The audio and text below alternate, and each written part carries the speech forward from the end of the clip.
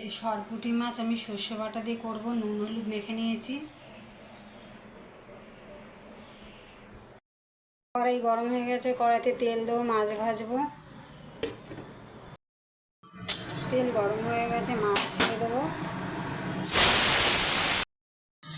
মাছটা উল্টে দেবো।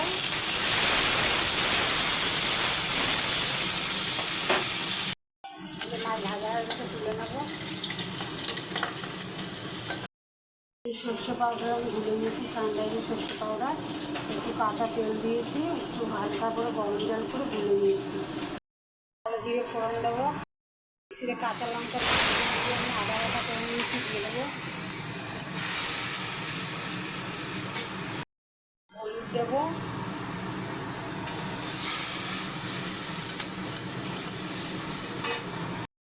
চামচ জিরে গুঁড়ো দেবো। নুন দিয়ে দেবো।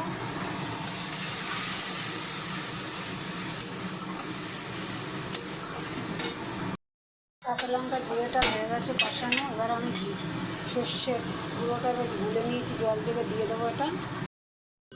মাছের ঝালটা একটু কম হয়েছে, আমি একটু গুঁড়ো লঙ্কা দেবো, ঝাল লঙ্কা। মশলা কষানো হয়ে গেছে, জল দিয়ে দেবো। ফুটে গেছে, মাছ দিয়ে দেবো।